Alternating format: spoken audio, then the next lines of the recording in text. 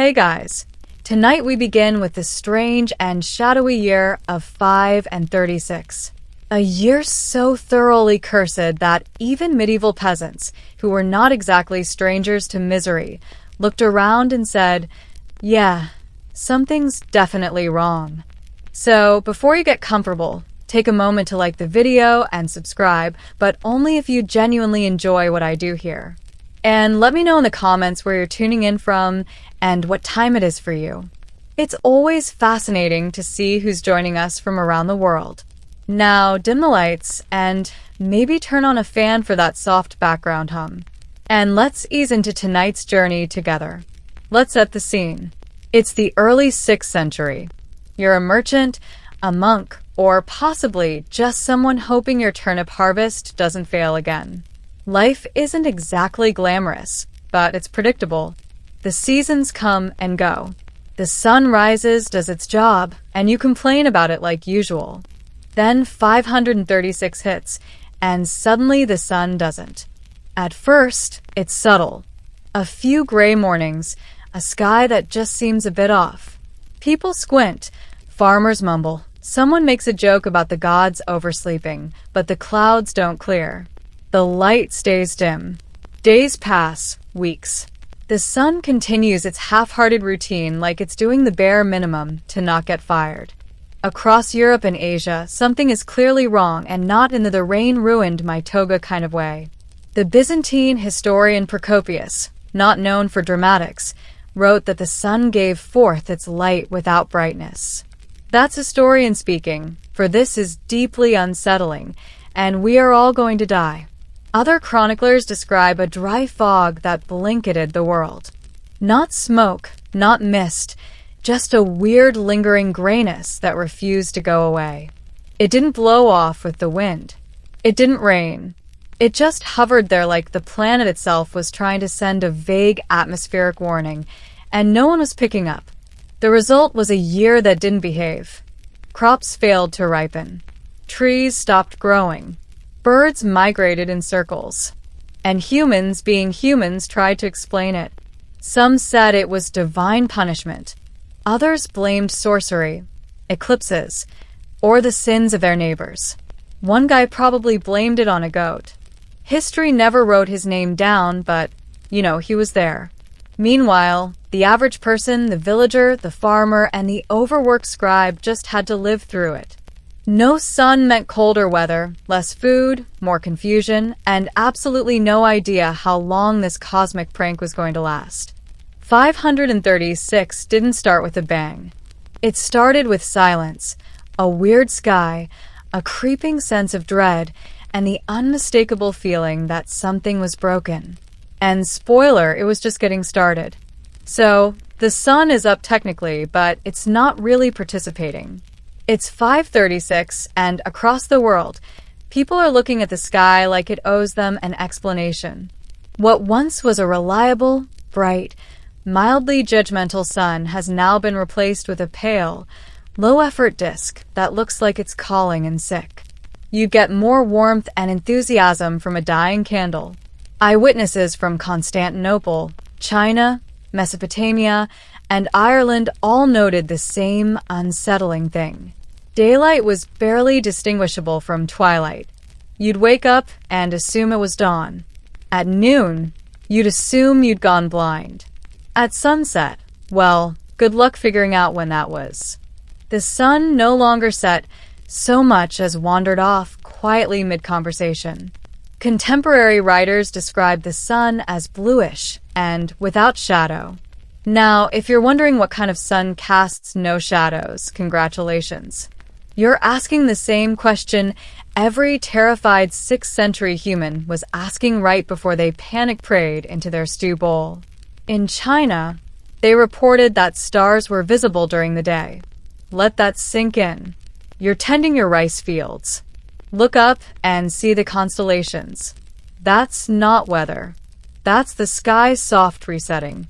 And it wasn't just dim. It was also cold. With sunlight filtered out by something mysterious and inconvenient, temperatures dropped. Not in a pleasant hot cocoa kind of way.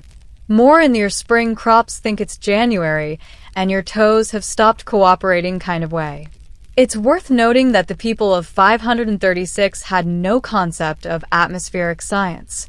They had no clue what a volcano was doing thousands of miles away. All they knew was that the sun had stopped doing its job. And when your crops, warmth, and general will to live rely on that job, it becomes a bit of a crisis. Naturally, people looked for explanations. The religious saw divine punishment. The astrologers blamed ominous planetary alignments. Local leaders probably blamed foreigners, bad omens, and that one guy in the village who always seemed a bit off. Whatever the explanation, one thing was clear. The sun had stopped trying. And when the main character of the sky calls it quits, you know things are about to get dramatically worse. At some point in 536, people started realizing it wasn't just the sun being moody.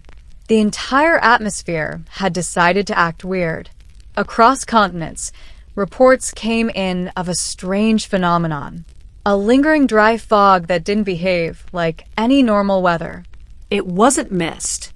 The mist clears. It wasn't smoke. Smoke smells like something's on fire.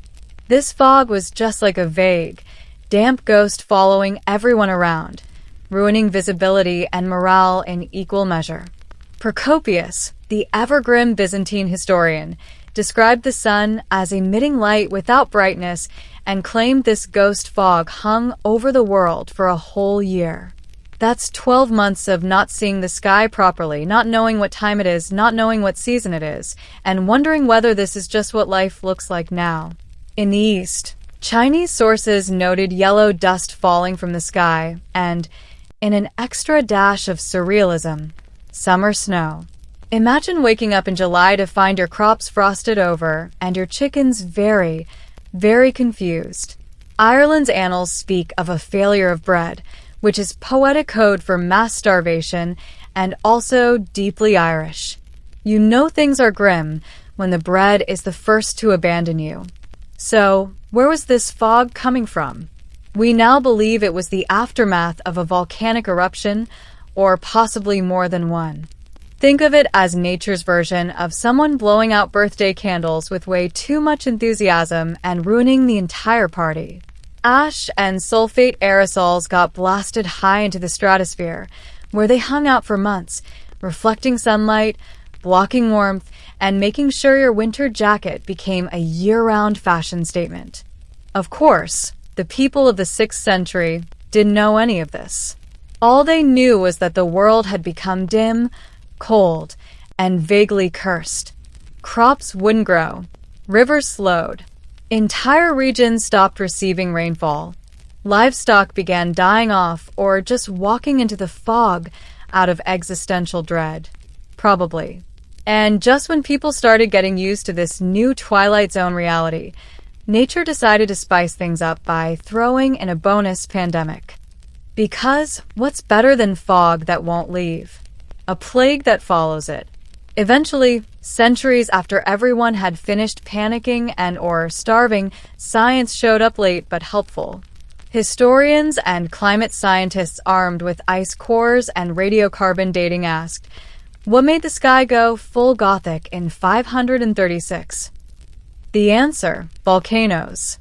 Specifically, a big one, possibly 2, maybe even 3, because when the Earth throws a tantrum, it really commits. The leading suspect is an eruption in Iceland, a massive one. Imagine the Earth saying, I'm tired, and then violently ejecting a few billion tons of ash into the stratosphere. That ash hangs out like a clingy X, blocks sunlight, and sends global temperatures tumbling. Greenland ice cores show a sharp spike in sulfur from that year. Basically, a frozen receipt, proving the planet had an explosive outburst. Antarctica's ice tells a similar story, which is impressive considering it was minding its own business 10,000 m away. But here's where it gets spicy. The first eruption may not have been alone. Evidence suggests a second eruption followed in 5 and 40 and possibly another in 5 and 47. That's right. This wasn't a one-time disaster. It was a trilogy and not a fun one. The Volcanoes of Doom, Parts 1, 2, and 3. Now featuring extended hunger scenes and bonus plague. Ash and sulfate aerosols from these eruptions spread across the globe, reflecting sunlight and dropping global temperatures.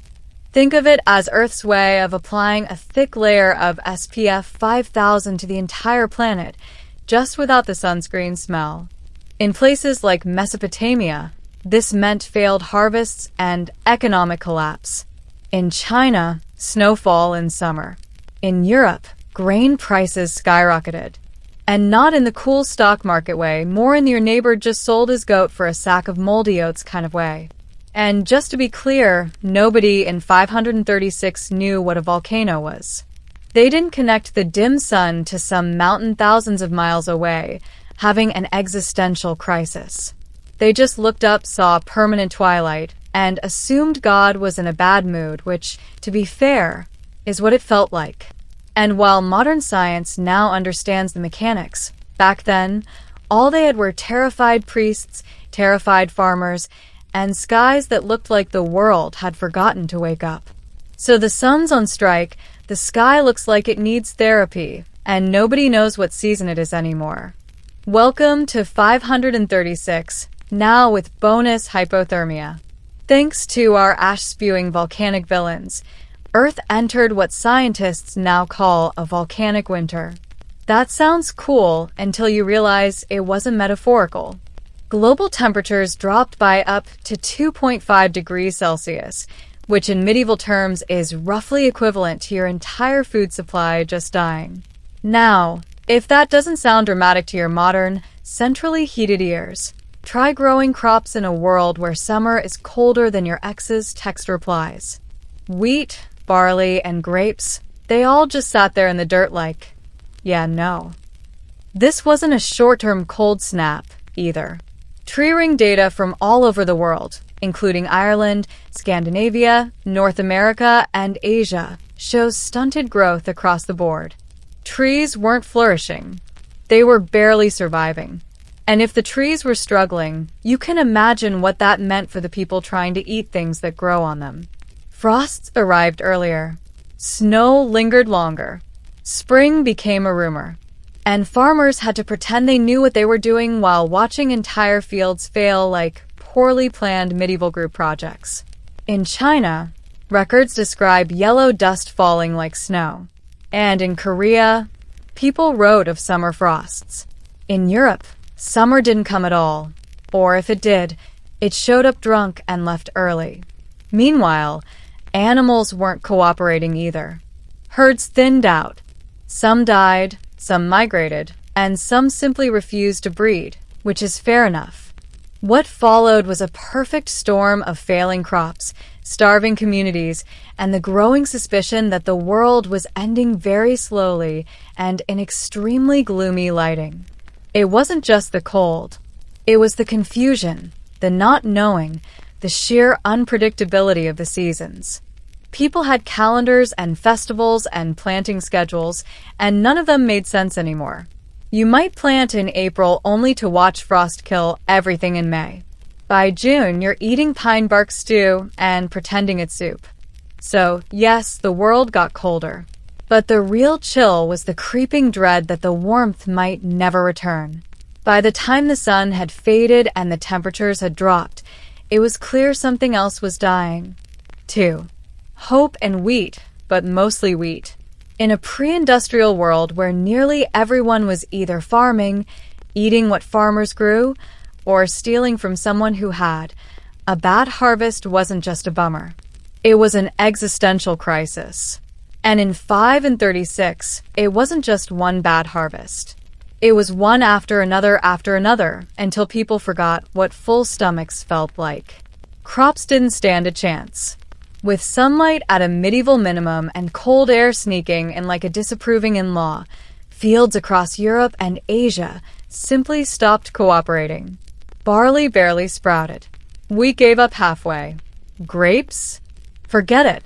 Your wine turned into sadness with a cork in it. In Ireland, The annals mention a failure of bread, a poetic phrase, sure, but in reality, that's famine. No bread meant no food. No food meant no energy. No energy meant no peasants tilling the land. And then suddenly, the whole system collapsed like a badly stacked hay cart. China didn't do much better. In the Northern Wei dynasty, frost came early and harvests withered. Rice paddies froze, fields turned to useless mud, and instead of thriving villages, you got wandering survivors gnawing on whatever roots they hadn't already eaten the previous week. Grain prices soared where they still existed. In Constantinople, people sold their last possessions for moldy bread. In Britain, there's evidence of population decline. In India, monsoon cycles were disrupted. And in Ethiopia, royal inscriptions abruptly stopped, which is never a great sign. The really cruel part is that this wasn't a quick disaster. It dragged on. By the time 537 arrived, the Earth still wasn't cooperating. It kept giving you a little hope. A mild day here, a budding sprout there, only to slap it down with a frost the next morning. The result was a farming community stuck in a loop of false starts and bitter ends over and over. Medieval farmers had a term for this: divine punishment. Modern scientists call it volcanically induced climate disruption. But the peasants on the ground just called it what it felt like: the world's longest, hungriest winter. If you were hoping this global catastrophe was limited to one unlucky corner of the world, think again. The year 536 wasn't picky. It was an equal opportunity disaster. Let's start in China, where things were going fine until suddenly summer snow. Yes, that's a real thing that happened. Chinese court records from the Northern Wei dynasty mentioned freak weather patterns, frost in midsummer, and crop failure on a scale that made people start questioning whether the heavens had simply unsubscribed from Earth. It wasn't just snow, either. There were dust storms, droughts, and yellow mist. Basically, nature threw its entire special effects budget at Northern Asia. The emperor tried sending offerings to heaven. The heavens did not respond, probably ghosted him. The result? Starvation, famine, and rebellions. The dynasty collapsed not long after. Because if there's one thing that makes people stop believing in your leadership, it's being both cold and hungry under your watch.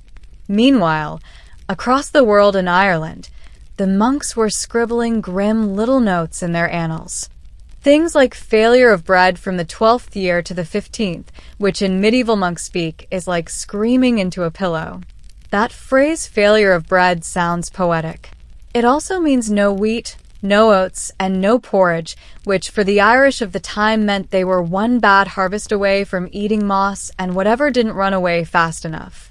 Famine swept through communities. Livestock died or were eaten prematurely. Trade slowed, villages shrank, and remember, this is an era when there were no food banks, no emergency grain shipments, and no helpful online recipes for how to make a meal from a turnip and regret. Even the weather seemed to mock them. Days were short, gray, and cold. The sun came out like it had better things to do, and people began turning once again to religion, superstition, or blaming their neighbors, whichever felt more satisfying that week. This wasn't a regional weather event. It was a global catastrophe dressed as a really long, overcast day. From the mountains of China to the bogs of Ireland, people experience the same terrifying thought. What if the world doesn't come back from this? While China froze and Ireland starved, Scandinavia just vanished. Not in a dramatic dragon-riding fireball sort of way. No, this was much more unsettling. Scandinavia didn't go out with a bang. It just slowly dimmed the lights and left the party without saying goodbye. The evidence comes from trees, specifically tree rings. Trees are nature's historians, but with better longevity and fewer opinions. And around 536, the trees in Scandinavia stopped growing properly. Narrow rings, no expansion, total irregular sulking. You could almost hear them mutter, hard pass. This is a sign that temperatures had dropped so drastically and growing seasons had shortened so severely that not even the pine trees were coping. And these are trees built for northern gloom.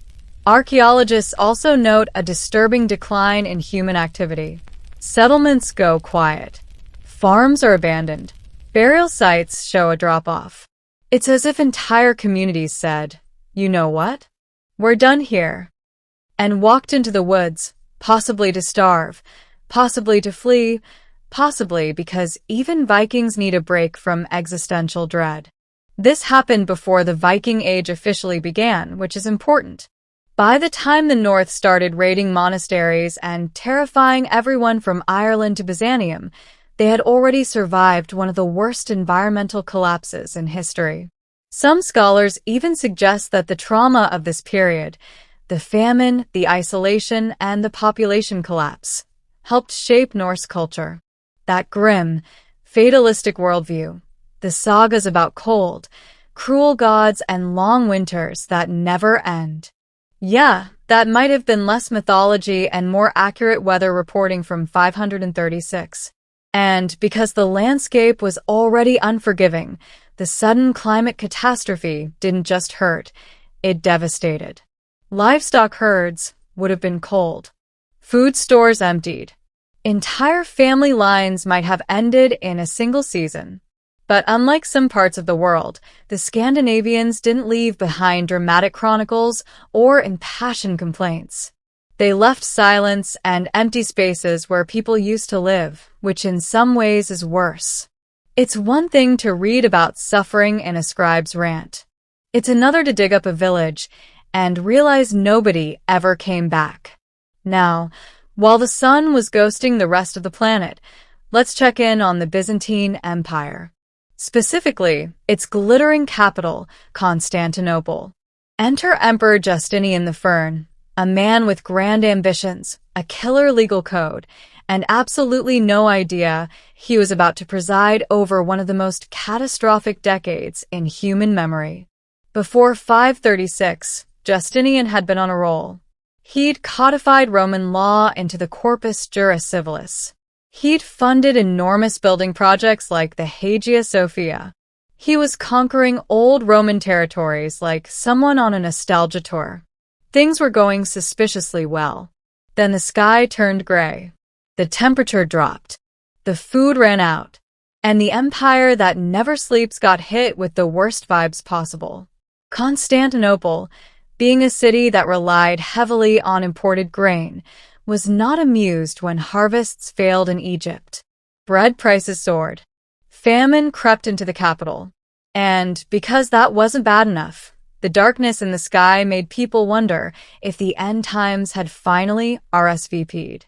To make matters worse, Justinian, a man who prided himself on divine favor, now had to explain why God had apparently switched sides. Not ideal for imperial PR. Religious panic spread. Clergy warned of judgment. Some citizens turned to asceticism. Others turned to blaming literally everyone else. And Justinian. He doubled down, funded more churches, prayed harder, and likely muttered, "This wasn't in the imperial handbook." But the hits kept coming because no climate catastrophe would be complete without a bonus pandemic. In 541, Justinian's empire got walloped by the first recorded outbreak of bubonic plague, the infamous plague of Justinian. It arrived by ship, as most bad news does, and within a few short years, it wiped out an estimated 25 to 50 million people, about half the empire's population.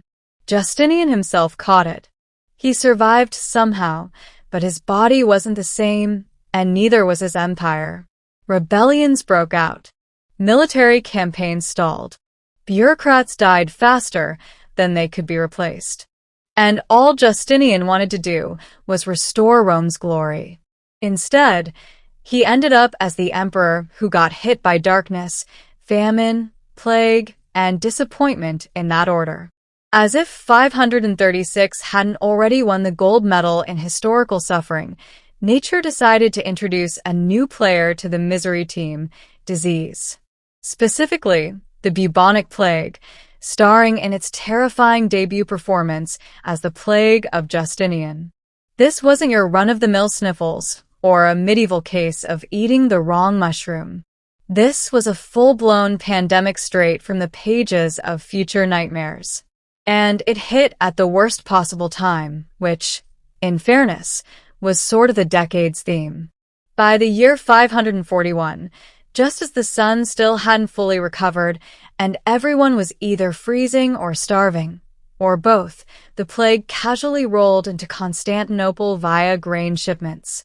Because, of course, it did. Nothing like a rat-infested cargo hold to really put the cherry on your apocalypse cake. Caused by the bacterium Yersinia pestis, the disease spread rapidly thanks to fleas, rats, and densely packed cities that hadn't exactly invented germ theory yet. Symptoms included fever, vomiting, swollen lymph nodes, and sudden death. The kind of thing that makes you nostalgic for famine. Estimates vary, but the death toll was staggering. 25 to 50 million people across the Byzantine Empire and beyond. That's up to half the population, gone in just a few short years. You couldn't swing a censer without hitting someone already buried. The Emperor Justinian himself caught it and survived, but many of his officials weren't so lucky. Bureaucracy ground to a halt, military campaigns fizzled, and cities emptied faster than a wine barrel at a bishop's banquet. To the average peasant, this wasn't a scientific event. This was God's megaphone, and it was screaming. And given that the sky was still gray and the crops still sucked, people assumed the plague was the final act, the divine mic drop. Mass graves were dug. Priests ran out of prayers. Funeral rites were shortened to something like, "He's dead." Next. What made it worse was the randomness. Some people died in a day. Others survived and watched everyone around them vanish. It wasn't just tragic. It was deeply unfair, even by medieval standards. And just like that, 530 SIX's Dark Legacy had officially gone viral. By now, the world was in 536, and the years following weren't just suffering. It was spiraling. The sun had taken a sabbatical. The crops had filed for bankruptcy, and the plague was treating Europe like an overachieving party crasher. But for the average person, the anonymous peasant, monk, or goat herder, the horror wasn't academic. It was daily survival on hard mode. You wake up, and it's still dark. Not poetic fog rolling over the dark hills, more like, is the sun still functioning dark? You shuffle out into the cold, look at your field of wilted barley, and remember that dinner last night was half a turnip and a vague memory of bread. The livestock aren't doing great either. Chickens stopped laying. Cows are thin. Pigs have become alarmingly valuable and suspiciously scarce. A neighbor disappeared last week. And there's a very awkward silence when someone mentions stew. Food shortages weren't just local. They were continental. Markets collapsed. Grain became currency. And if you had a carrot and no children, you were basically a feudal overlord. In Constantinople, prices soared so high that even nobles started to experience the novelty of being hungry. In remote villages, things were worse. Starvation didn't come all at once. It came slowly, cruelly, and with zero interest in fairness. And then there was the psychological effect. With no sunlight to mark the days properly, time itself became vague. Was it morning, evening, or Wednesday? Nobody really knew.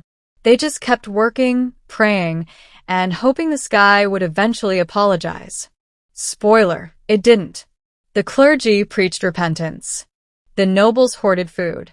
And the common folk stared at the gray sky and wondered if this was just what life was now. A long, cold, dimly lit episode of suffering punctuated by the occasional rat. Hope became a luxury. Most people were just trying not to be the next funeral. In fact, if you had managed to stay alive through crop failure, plague, freezing weather, and general existential dread, congratulations. You are now qualified to be described as a survivor, which in 536 meant malnourished, traumatized, and still squinting at the horizon for a sun that wasn't coming back. After years of famine, plague, and eternal twilight, society began to do what societies do best under pressure.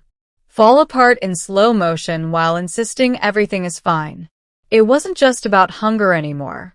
The social fabric, already more burlap than silk, began to fray.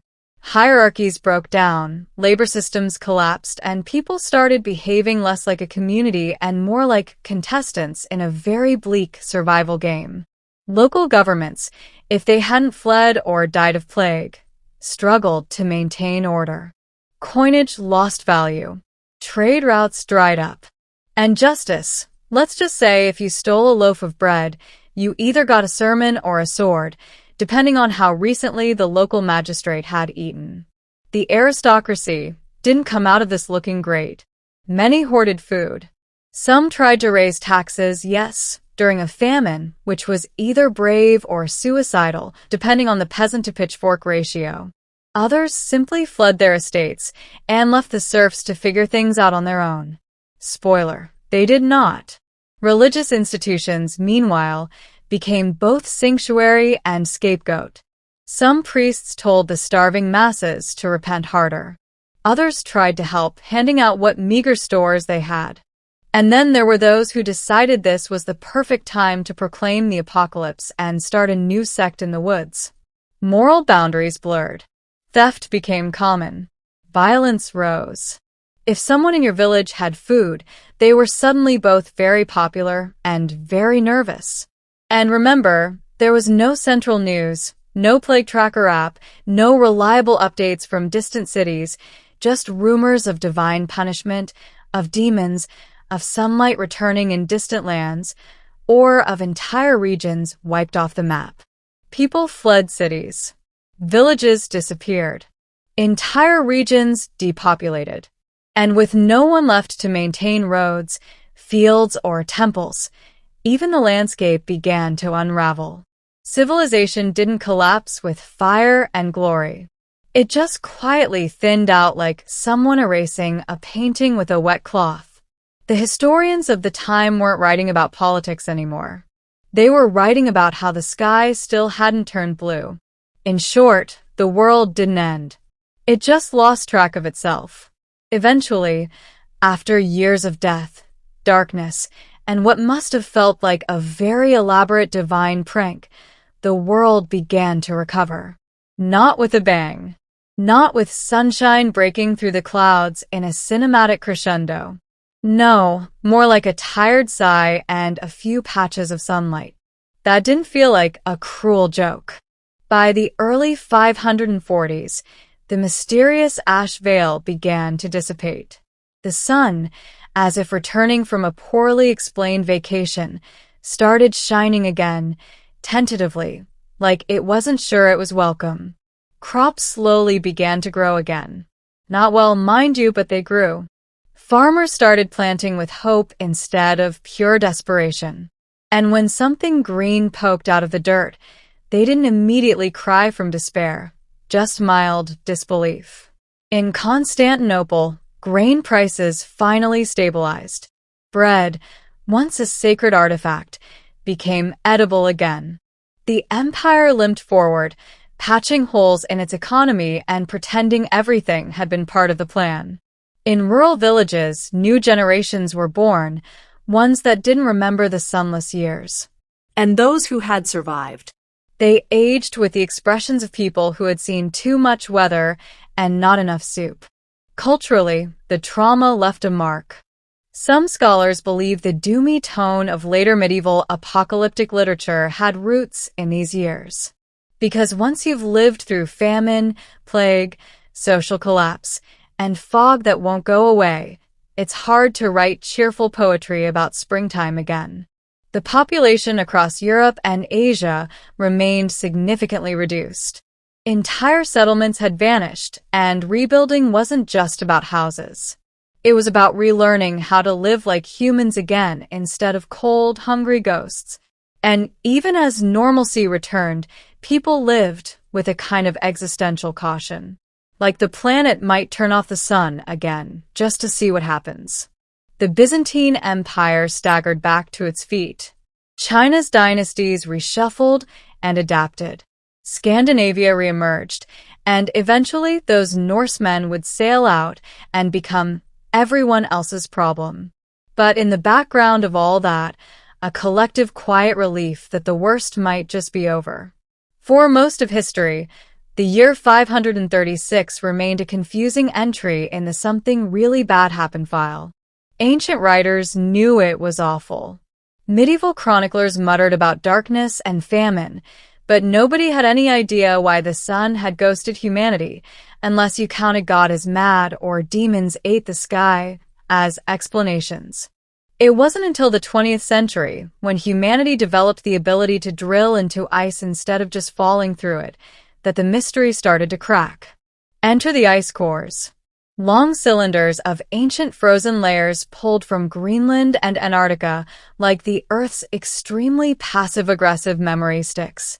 Within those layers, spikes in sulfur and ash right around 536 AD, as well as two more in 540 and 547, led scientists to a conclusion the medieval world never saw coming. Volcanoes, massive ones, probably multiple. At first, researchers thought it was a big eruption in Iceland. Then they considered volcanoes in Central America, then Indonesia, or maybe Alaska. Basically, the planet coughed, and scientists are still arguing about which lung it came from, but the result was the same. Ash blasted into the stratosphere, where it spread across the globe, reflecting sunlight and lowering temperatures for years. Nature's version of dimming the lights and forgetting where the switch is. This insight changed how we understand climate disasters. It wasn't divine punishment. It was geophysics with terrible timing. What's fascinating is how modern science didn't just solve a mystery. It reframed history. Suddenly, the famines, plagues, and collapses of the 6th century weren't isolated events. They were connected. One massive natural event, or possibly 3 in a row, triggered a cascade of suffering that spanned continents.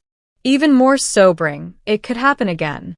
Volcanoes don't care about your Wi-Fi or your global supply chains. They'll do what they did in 536, block out the sun, and watch us panic. But at least now we'd understand why our tomatoes are dying. Still, knowing the cause doesn't change what people went through. For them, the sky went dark, the food ran out, and nobody had answers. It just took science 1/500 years to say, oh, yeah, that was definitely the volcano. There have been bad years in history. Plenty of them. 1347 had the Black Death. 1914 kicked off World War. 2020. Well, let's not open that can of face masks.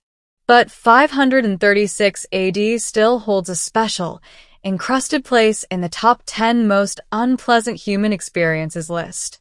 It wasn't just bad. It was comprehensively miserable. A multi-year disaster combo platter with extra doom on the side. What makes 536 so haunting isn't just the volcanic winter, the famine, the plague, or the population collapse. It's the fact that all these things happen together in a pre-modern world already balancing precariously on mud and superstition. Imagine surviving 1 year of near-permanent twilight, food shortages, and existential sermons. Then imagine year 2 shows up with a fresh volcanic eruption and a helpful reminder that you still haven't seen the sun. Then imagine the Black Death's less famous, equally rude cousin knocks on your city gate in year 5 and says, "Hi, I live here now." People back then didn't know what was happening. They had no word for climate disruption, no concept of volcanoes erupting thousands of miles away, and definitely no epidemiology podcasts. All they saw was a world that suddenly stopped making sense. And perhaps that's what really sticks with us.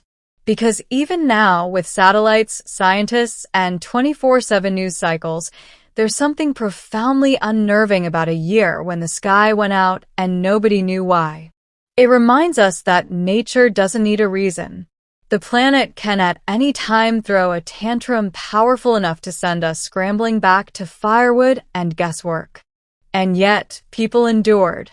They suffered, starved, buried loved ones, and carried on. Not because they had answers, but because there wasn't really a choice. So yes, 536 was the worst year to be alive. And it lingered like a cosmic hangover for decades, but it's also a story of survival. Quiet, stubborn, frostbitten survival. And maybe that's what makes it so compelling. Because deep down, we all suspect that if the sun went out tomorrow, we'd still argue over bread prices, blame the government, and try to make stew from whatever's left, just like they did. The 12th century didn't start with a bang, but with a whisper. A whisper of stone blocks being hauled by oxen and chants echoing from dusty construction yards beside crumbling Romanesque churches. Something monumental was stirring across France, England, the Holy Roman Empire, and even the distant fringes of Spain. Cathedrals began clawing their way up toward heaven. But why? Europe was changing fast. Cities were growing, trade was rebounding, and the church wanted to show off a bit. It needed to remind everyone who was boss. And what better way to do that than by building the most awe-inspiring, terrifyingly massive buildings anyone had ever seen. These weren't simple upgrades. This was a full-on architectural arms race. Towns competed with each other not through war, but through stone throwing. If one city built a church with a 50-foot nave, the next wanted one twice as long, with more stained glass, more towers, and more miracles carved in limestone. Bishops wanted their legacy in stone. Kings wanted the people to see divine authority in architecture. And ordinary people, they were just trying to get into heaven. One coin, one pilgrimage, one backbreaking labor shift at a time. And yet, none of this would have worked if someone hadn't figured out how to cheat gravity. Enter the Gothic style. This new approach flipped everything people thought they knew about church design. No more thick, squat walls. No more tiny windows that let in just enough light to remind you that daylight existed. Gothic architecture embraced air and light. It wanted God to see in and for you to see out. Pointed arches, ribbed vaults, and those miraculous flying buttresses. All of it was about going up, letting in more light, and making people feel utterly insignificant in the presence of the divine. What started with modest experiments at Saint-Denis would explode into a full-blown phenomenon. For the next 4 centuries, Europe would be locked in a frenzy of stone cutting, scaffold climbing, and stained glass assembling madness.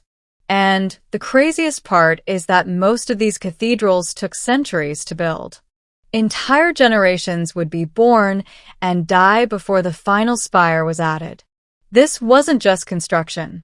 It was faith made physical, one flying buttress at a time. Behind every cathedral wasn't just divine inspiration. It was an army of dirt-covered geniuses. And at the front of that army, the master mason, not a priest, not a noble, but a glorified stone nerd with a compass, a chisel, and a death wish. These were the rock stars of the Middle Ages, except they didn't wear leather. They wore linen covered in limestone dust. Master builders weren't just contractors. They were architects, engineers, artists, and sometimes borderline cult leaders. Because when you're asking peasants to haul multi-ton stones 50 feet into the air using ropes and wooden pulleys, you better have charisma or at least a very convincing floor plan. But here's the twist. Most of these men weren't nobles. They rose through the guild system, beginning as lowly apprentices, sweeping floors and fetching tools. Then they became journeymen, traveling from site to site, cathedral to cathedral, picking up secrets like Pokemon cards.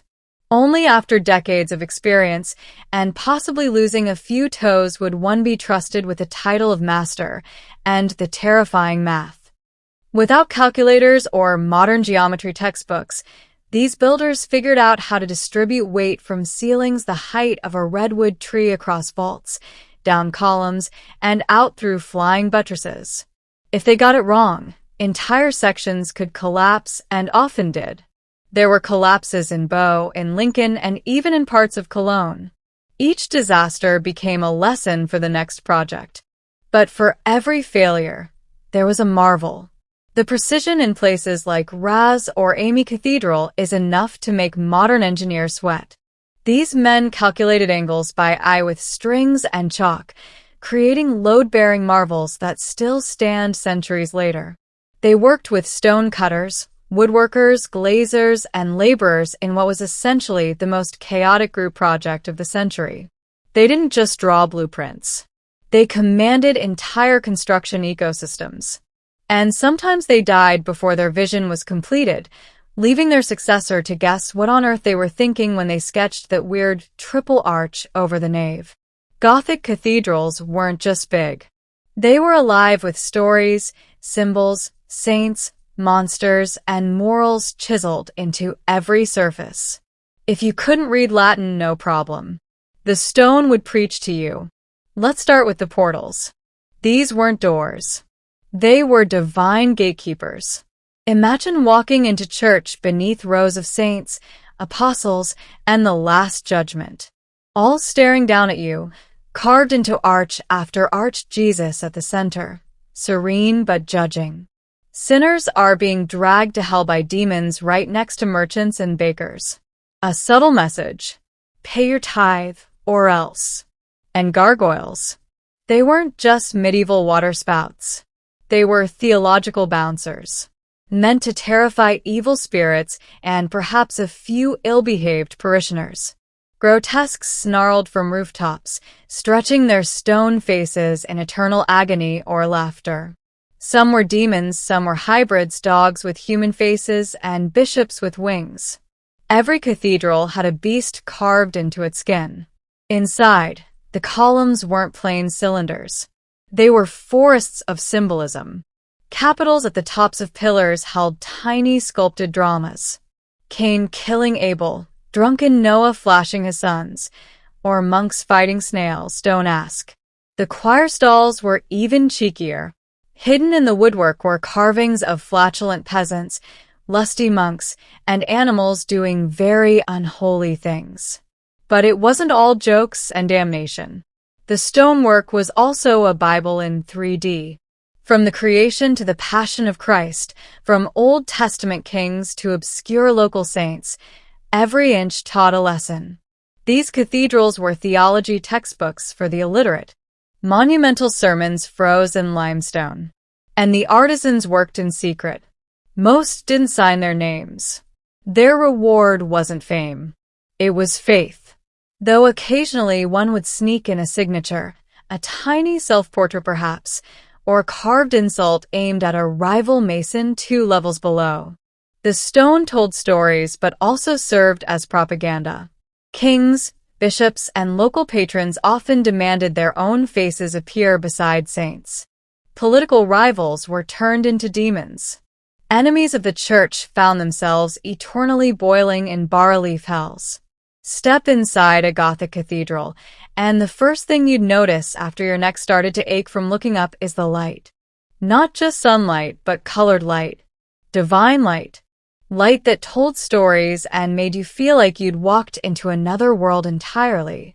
Welcome to the age of stained glass.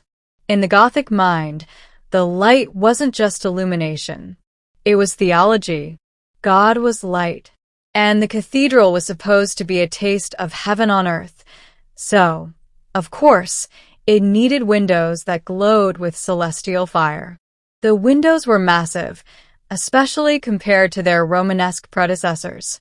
And they weren't just decoration. They were epic murals in glass. The rose windows of Chartres and Notre Dame are basically round, radiant comic books. You'd see the creation of the world in one panel, Noah's Ark in another, and a full genealogy of Christ squeezed into a kaleidoscope of red and blue. Every pane had meaning. Red stood for blood and martyrdom, blue for the Virgin Mary, gold for divine light, and green for rebirth.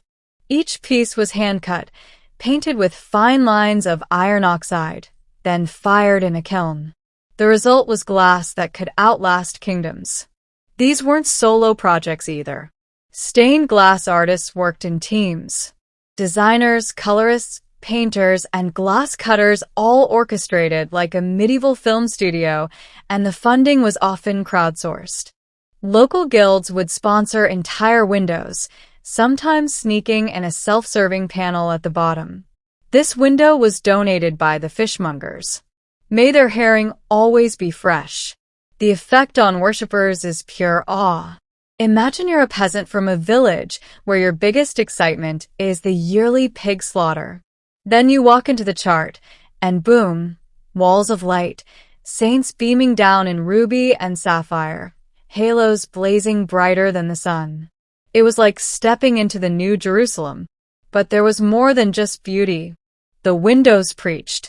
You'd learn the life of Christ in sequenced panels, see the virtues battling the vices, and spot allegories of sin and redemption, all without needing to read a word. And as the sun moved, so did the mood. Morning brought golden warmth. Midday filled the nave with holy fire. At dusk, the windows flickered like dying embers, reminding everyone that light, like life, was fleeting. To the average medieval villager, flying buttresses probably looked like architectural witchcraft. Big stone arms launching out from the cathedral's walls, connected to piers that didn't even touch the building. Madness. But to the master builders, these strange limbs were the secret weapon of the Gothic Revolution. Here's the problem they had to solve. Gothic cathedrals were tall. Insanely tall. The ceilings reached 100 feet or more. And those towering ribbed vaults, they pushed tons of weight outward, not just down. If you didn't support that sideways thrust, your fancy church would become a very expensive pile of rubble. Enter the flying buttress, a structural cheat code. Instead of building thick, heavy walls like the Romanesque churches, Gothic architects wanted walls full of windows. And since windows are basically architectural holes, they needed something else to hold the building up. That something else was the flying buttress, an external arch that caught the outward force of the ceiling and channeled it safely into a distant pier. The result was that interior walls could be thin, open, and filled with glorious stained glass.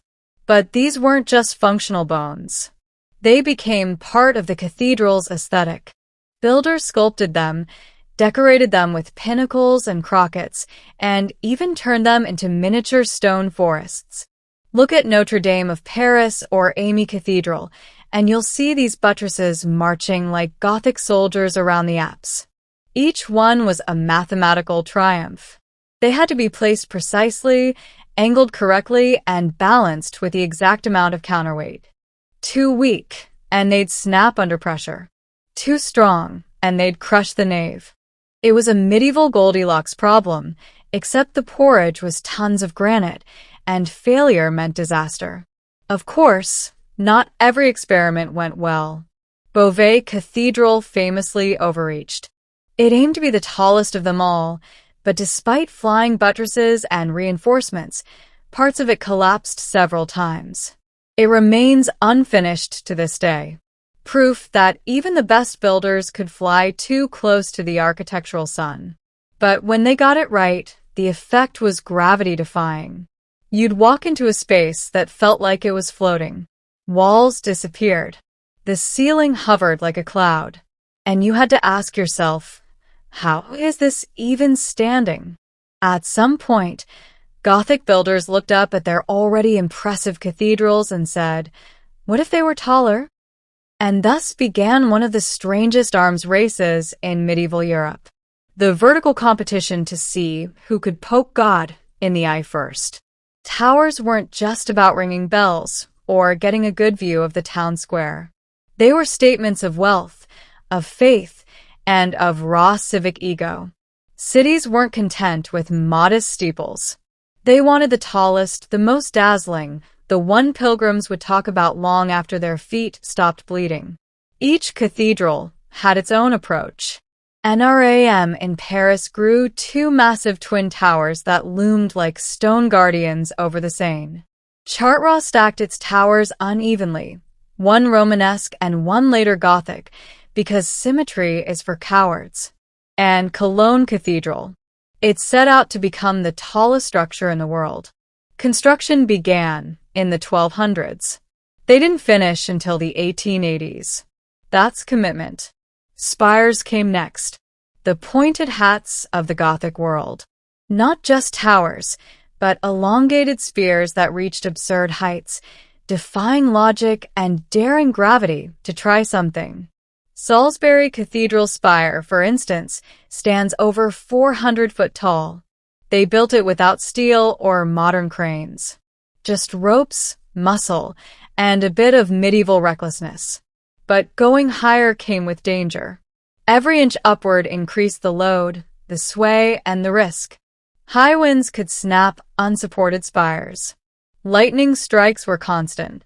Some towns even hired spy watchers. People who basically stared at the structure to see if it looked like it was about to fall.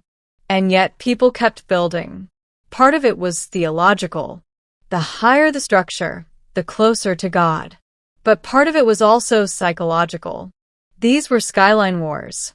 If your neighbor city had a taller spire, you were basically admitting their faith and purse were bigger.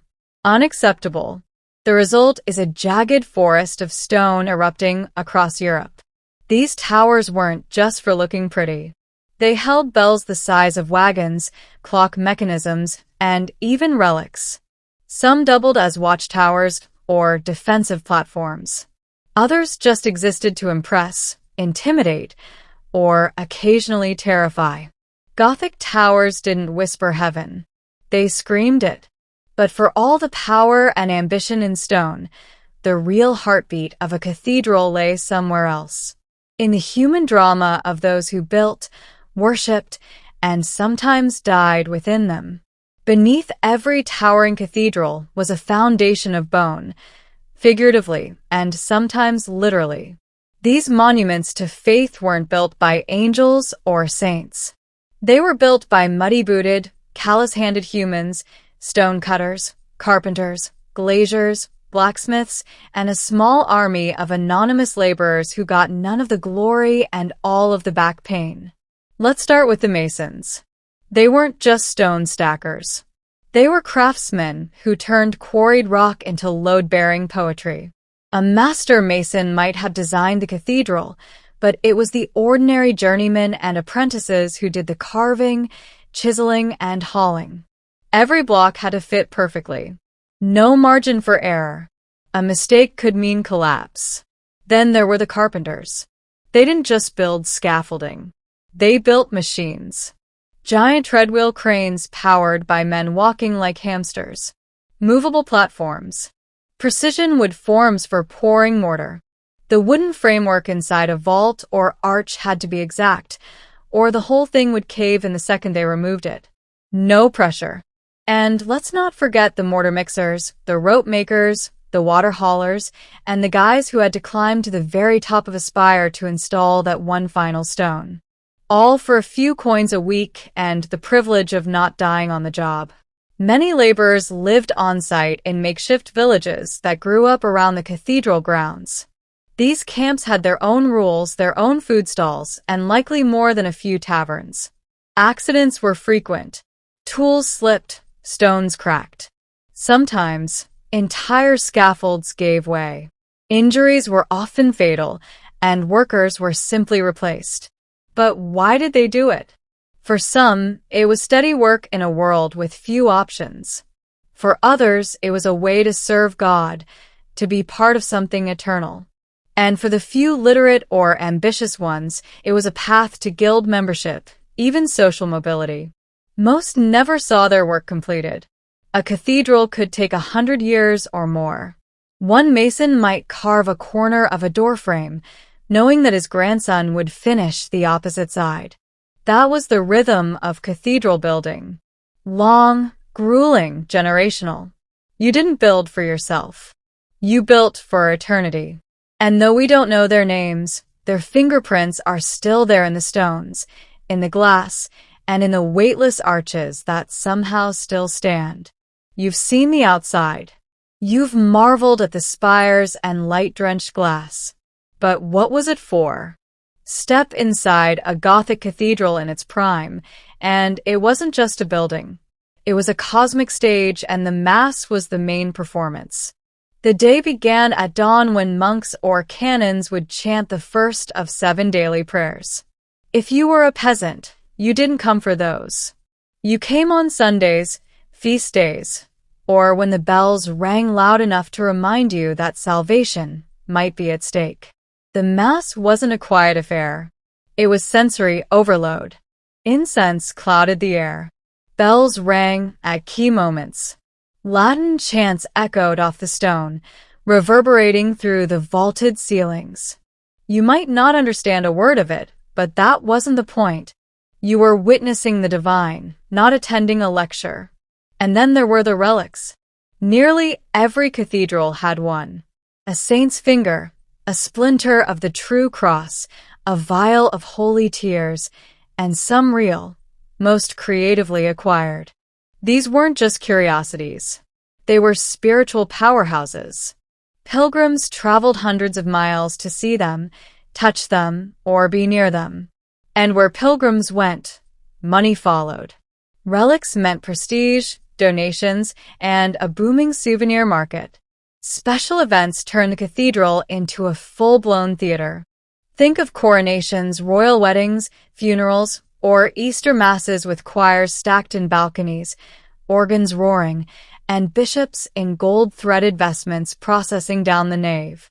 It was holy pageantry designed to awe and overwhelm. But it wasn't all grand occasions. Cathedrals were everyday spaces, too. They served as meeting halls, schools, law courts, and even shelters during storms. Merchants sometimes set up stalls outside. Townspeople gathered on the steps. Children probably played tag in the cloisters when no one was looking. There was tension, of course. Not everyone was welcome equally. Women were often relegated to the back. The poor might get free bread, but were rarely heard, and the clergy. They lived in their own world, strictly hierarchical, well-fed, and occasionally more corrupt than holy. Still, the cathedral was the heart of the city, a place where heaven met earth, where time moved differently, and where stone and ritual worked together to remind everyone of their place in the grand divine order. By the late 1500s, the Gothic cathedral, once the crown jewel of Christendom, was becoming a relic of its own. The world was changing, and those majestic towers and stained glass sermons were suddenly out of step with the times. The Renaissance had arrived, and with it came a new obsession: classical antiquity. Architects and patrons now looked to ancient Rome for inspiration. They wanted symmetry, domes, and clean lines, not flying buttresses and forests of pointed arches. To the Renaissance mind, Gothic architecture wasn't divine. It was barbaric. They even called it Gothic as an insult after the Goths who had sacked Rome centuries earlier. But it wasn't just aesthetics. The Protestant Reformation shook the very foundation the cathedral stood. Reformers like Martin Luther railed against the Church's extravagance and its obsession with relics, rituals, and indulgences. All things cathedrals had come to embody. In many Protestant regions, cathedrals were stripped of their treasures. Stained glass was smashed, statues decapitated, altars whitewashed. The light that once danced across sacred scenes now fell on bare walls. Meanwhile, Catholic regions doubled down. The Counter-Reformation led to Baroque renovations. Gold, marble, and theatrical flair replaced subtle Gothic mystery. The once shadowy nave became a stage of the glittering drama. Some cathedrals were altered so completely that their Gothic bones vanished under layers of stucco and cherubs.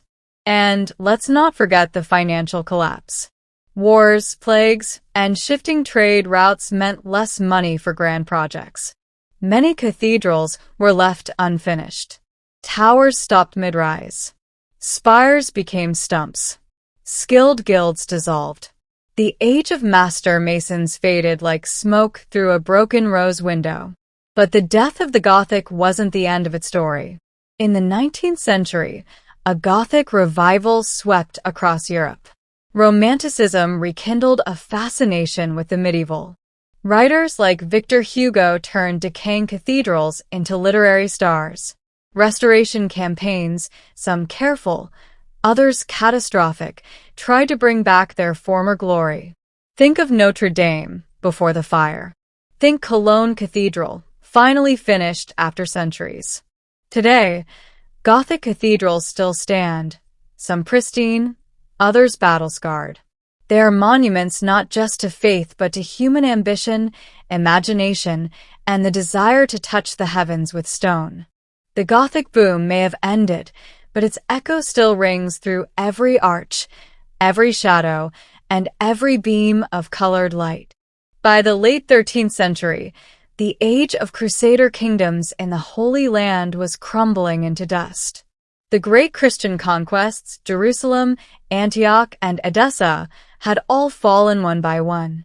All that remained of nearly 200 years of European crusading effort was the port city of Acre, a final flickering outpost on the Mediterranean coast, a symbol of glory turned into a fortress of desperation.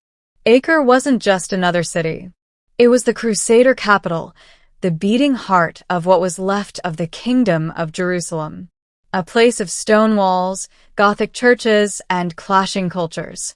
It was packed with merchants from Genoa and Venice, warrior monks from the Templars and Hospitallers, and nobles clinging to titles long stripped of real power.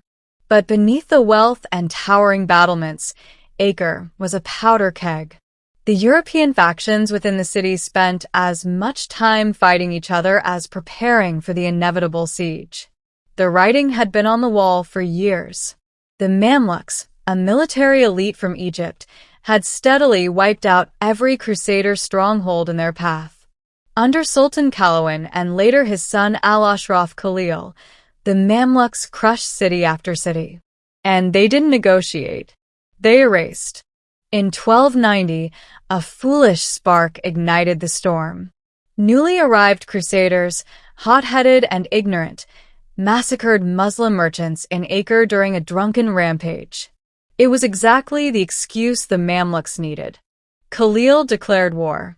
By April of 1291, his massive army, possibly over 100,000 strong, had encircled the city. Siege towers were rolled forward. Tunnels were dug under the walls. Catapults hurled stone and fired day and night.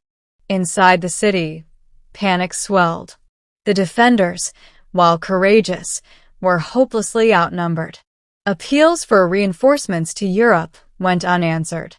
Acre was isolated, cut off by land and soon by sea. Still, the defenders clung to hope. The double walls of Acre had resisted sieges before. The Templars and Hospitallers prepared for the worst. Noble families packed their treasures. Priests offered prayers. Soldiers sharpened blades that would likely never leave their sheaths. Because this wouldn't be a siege for ransom or territory. This would be the end of the Crusader presence in the Holy Land. On April 5, 1291, the siege of Acre officially began. The Mamluk army, led by Sultan Al-Ashraf Khalil, had arrived in force. Engineers, archers, elite cavalry, and enough siege equipment to flatten a city twice the size. They surrounded Acre on all sides, building massive wooden siege towers and digging trenches while war drums thundered across the plains outside the city's great walls. The sound wasn't just for intimidation. It was a promise, no mercy. Inside Acre, the defenders stared out at a sea of tents and banners. The Mamluks were experienced and disciplined. This wasn't some ragtag force. These were the same warriors who had defeated the Mongols at Analut, destroyed Antioch, and taken Tripoli. Their track record was clear. When they came, cities burned. The Crusaders responded as best they could. The Templars, Hospitallers, and Teutonic Knights took up their positions on the battlements. Civilians were pressed into carrying water, repairing damage, and building makeshift barricades. Priests walked the walls, offering last rites to men who hadn't even drawn swords yet. But the unity inside the city was a fragile illusion. The Italians, Venetians, Genoese, and Pisans bickered over ships and control of the harbor. French and English factions distrusted each other. The King of Jerusalem, Henry II of Cyprus, was technically in command, but he was more a figurehead than a leader. No single strategy united them. Meanwhile, the Mamluks wasted no time. Their sappers began tunneling under Acre's outer walls, placing wooden supports and filling the shafts with flammable materials. When lit, these tunnels would collapse the walls from below. Siege engines hurled massive stones day and night, pounding towers, smashing rooftops, and sending splinters of masonry through homes, churches, and courtyards. Each day, more of the city crumbled. Each night, the defenders rebuilt, exhausted and outmatched. Khalil remained methodical. He knew Acre's walls were strong, but not unbreakable. He simply needed time. The defenders, already stretched thin, were trapped in a cycle of panic and false hope. And the psychological warfare was just as brutal. Muslim heralds shouted promises of death if the city didn't surrender. Survivors from previous Mamluk conquests knew those weren't empty threats. Acre was isolated, surrounded, and running out of time. As April turned into May, Acres' walls still stood, but barely. The constant pounding of Mamluk siege engines had reduced towers to rubble, breached outer defenses, and left the streets littered with debris. The city's defenders clung to their remaining strong points, exhausted and outnumbered, but not yet broken. The Templars and Hospitallers led the charge, literally and figuratively. These weren't green recruits. They were veterans of brutal wars, trained for moments like this. Clad in chain mail, bearing blackened shields and blood-stained tunics, they launched counterattacks from the inner walls and towers, hoping to stall the Mamluk advance. Every sally outside the gate was a gamble. Sometimes they returned with heads, other times not at all. Inside the city, the panic was spreading. Civilians, women, children, merchants, and priests crowded the docks, praying for ships that never came. Some tried to flee, bribing sailors for space aboard merchant vessels. Others turned to the church, clinging to relics and saints, hoping for divine intervention. King Henry II of Cyprus had fled earlier, leaving behind a fractured command. Coordination among the defenders unraveled. The Genoese blamed the Pisans, who blamed the Templars, who blamed everyone else. It was a city besieged not only by the Mamluks but also by its own dysfunction. Still, there were moments of desperate heroism. One night, the Mamluks breached a small section of the wall near the tower. Expecting a quick slaughter, they poured through, only to be met by a sudden countercharge led by the Hospitallers. In the chaos, swords clashed in torchlight, bodies tumbled into the surf, and for a brief moment, the Crusaders pushed them back. The breach was sealed temporarily. But these victories were fleeting. Food supplies began to dwindle. Wells were poisoned or destroyed by falling debris. Disease crept through the refugee-packed quarters.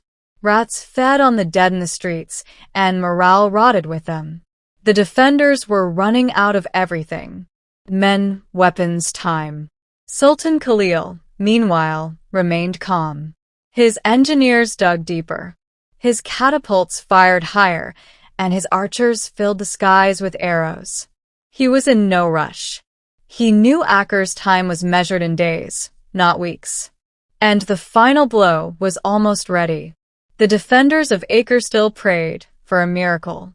On May 18, 1291, the waiting ended. At dawn, the Mamluks launched their final assault. Siege towers rolled forward. Scaling ladders were raised. Tunnels dug beneath the eastern wall were packed with kindling and set ablaze. The ground trembled as fire devoured the wooden supports. And with a thunderous crack, a massive section of the wall gave way. Stone, dust, and defenders collapsing into the moat below. The horn of battle sounded, and the mammals surged through the breach. They poured in by the thousands. Mamluk heavy infantry, Sudanese archers, and horsemen leading charges even within the crumbling city streets. The Crusaders met them with everything they had. Templar knights formed a shield wall, halberds ready. Hospitallers rallied the terrified civilians, herding them toward the docks. Priests shouted prayers over the den of clashing steel. But it wasn't enough. The defenders were too few, too tired, and too disorganized. The city that had once withstood wave after wave now cracked like old armor. Buildings burned and homes collapsed. The fighting moved from street to street, house to house, and tower to tower. Every corner became a battlefield. The Genoese quarter fell first, overrun in hours. The Venetian compound held out longer, fortified like a mini fortress, but was eventually set aflame. Screams echoed from the alleys as the Mamluks advanced with ruthless precision. Those who resisted were slaughtered. Those who fled were hunted down. One of the last strongholds was the Templar fortress near the harbor. Thick walls, reinforced towers. It had been the final fallback point in case of disaster. Now it was the last place left. Inside, women and children huddled in cellars while knights made a final stand on the battlements. From the roof, they could see the city dying. Acre, once the pride of the Crusader kingdoms, is now a furnace of smoke and blood. As night fell, the Crusader resistance collapsed. Most surviving knights fell back to the docks, hoping to escape by sea. The harbor became a desperate bottleneck. Families crammed onto overcrowded ships, shouting, crying, and some leaping into the water in panic. Only a few vessels made it out before the Mamluks seized control of the port. By the end of the day, Acre was no longer a city. It was a graveyard. As the rest of Acre burned and bled, one bastion still held. The Templar fortress, a massive stone complex near the sea. Its walls had resisted Mamluk sieges before. Now it has become the last shelter for hundreds of survivors. Knights, women, children, and priests, all crammed into the great halls, praying the walls would hold just one day longer. The fortress was commanded by Peter Devra, the Templar Marshal of Acre. He knew what was coming. He ordered the gates barred, the battlements manned, and the underground passages sealed. The knights stood shoulder to shoulder, some wounded, others barely able to lift their swords. They were not fighting to win. They were fighting to die, with purpose. Outside, the Mamluks surrounded the fortress. Sultan Khalil sent envoys to negotiate a surrender. The terms were harsh. Imprisonment for the knights, slavery for civilians. The Templars refused. They had no illusions about mercy. The Mamluks brought up siege engines and began their final push. Day after day, they battered the walls, but the fortress was built to withstand far worse. For over a week, the Templars held them off, firing from towers, hurling stones, and pouring boiling oil on attackers who dared the ladders. Inside, conditions were dire. Food had nearly run out. The wounded groaned in the dark. Children cried, but still they fought. One night, he reportedly dragged himself to the wall with a broken leg just to hurl a stone before collapsing. Then, on May 28th, disaster struck. The Mamluks breached the outer wall of the fortress. Fighting raged inside the courtyard. Templars, civilians, everyone capable, picked up a weapon. It was hand-to-hand combat, brutal and unrelenting. The defenders were pushed back into the inner chambers of the fortress, step by bloody step. Realizing the end had come, the Templars made a desperate decision. They collapsed part of the fortress on purpose. In a final act of defiance, they lured Mamluk troops into the lower chambers and detonated the underground armory.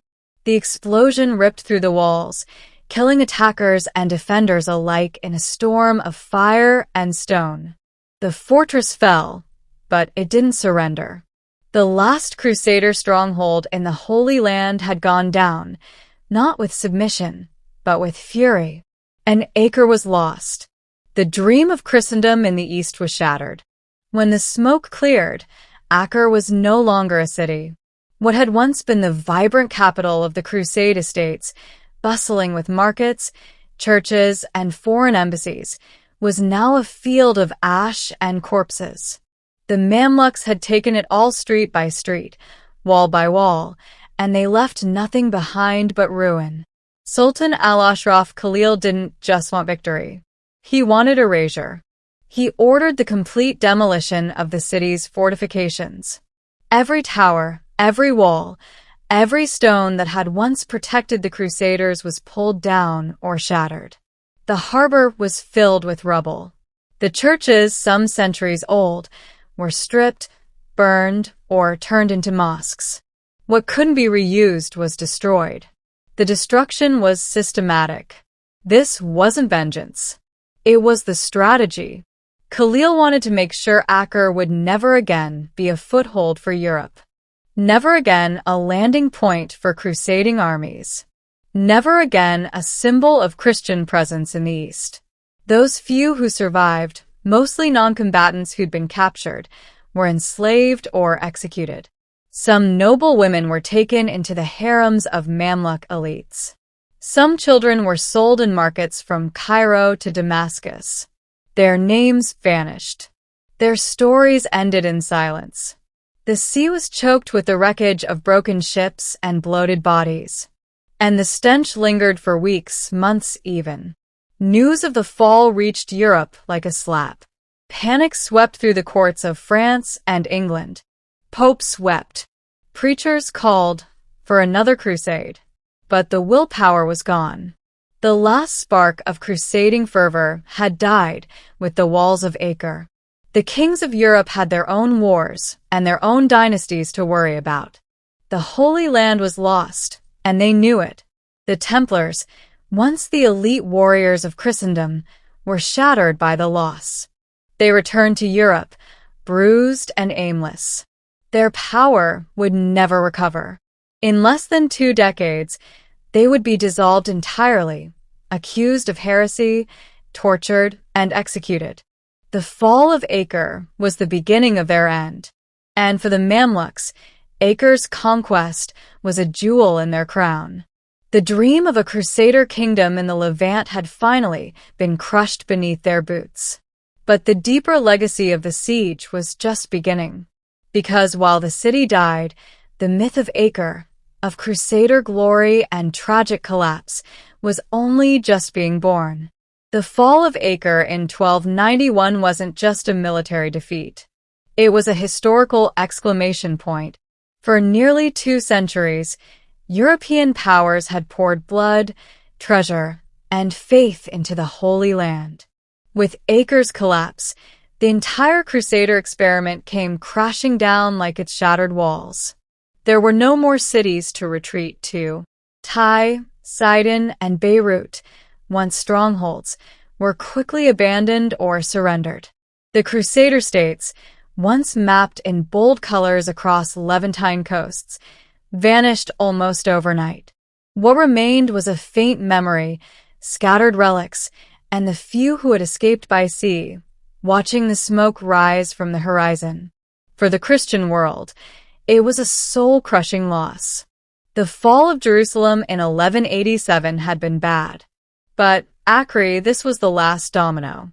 It symbolized not just military failure, but spiritual failure.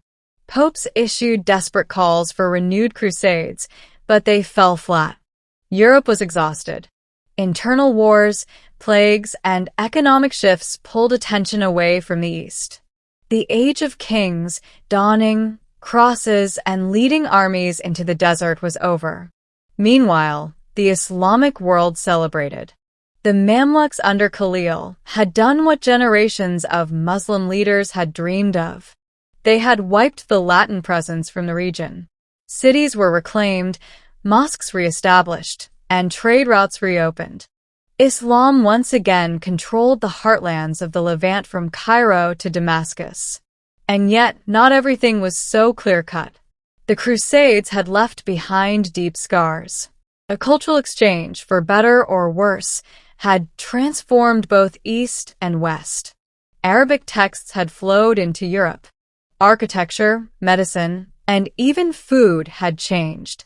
But the wars had also embedded a legacy of mistrust, violence, and religious division that would echo for centuries. Acre's fall didn't just close a chapter. It ended a worldview.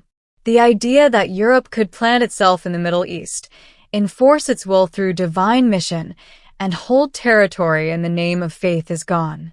Instead, the memory of the Crusades would be romanticized, dramatized, and weaponized for generations.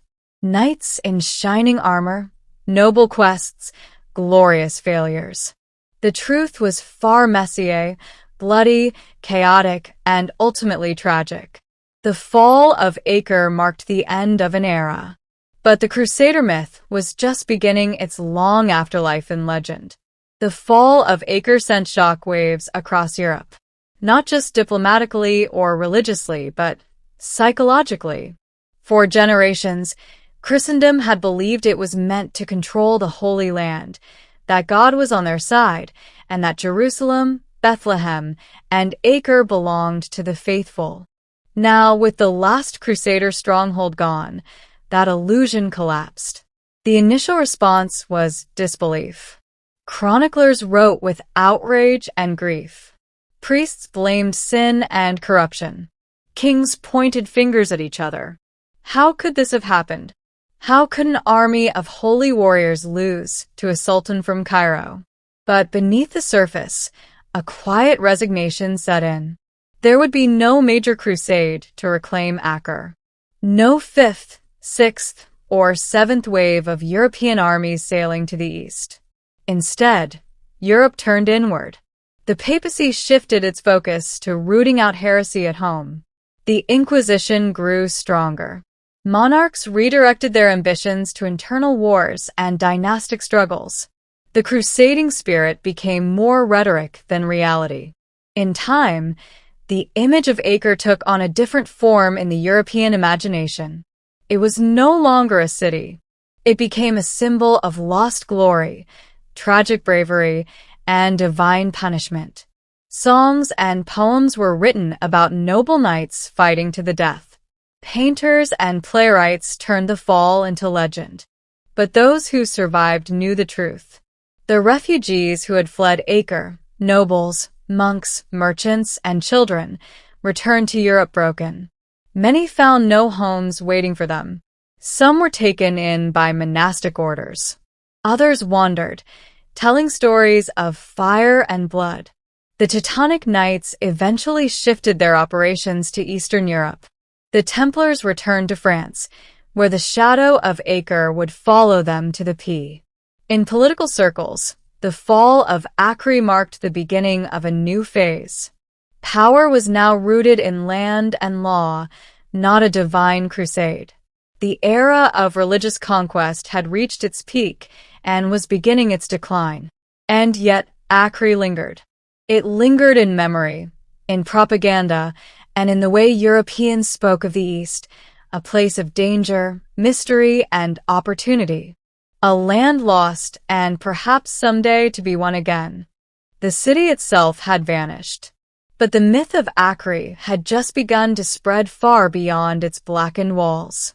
Centuries after its destruction, Acre still haunts the imagination.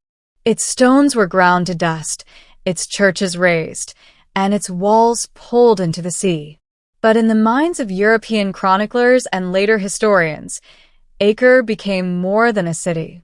It became the symbol of the Crusades' tragic fall.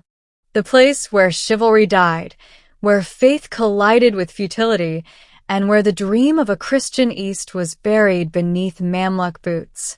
And yet, what survived wasn't the truth of Acre. It was the myth.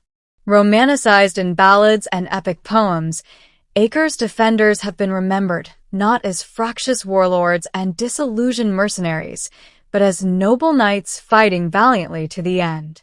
The political chaos, the greed, and the internal betrayals are all smoothed over in favor of a more palatable narrative.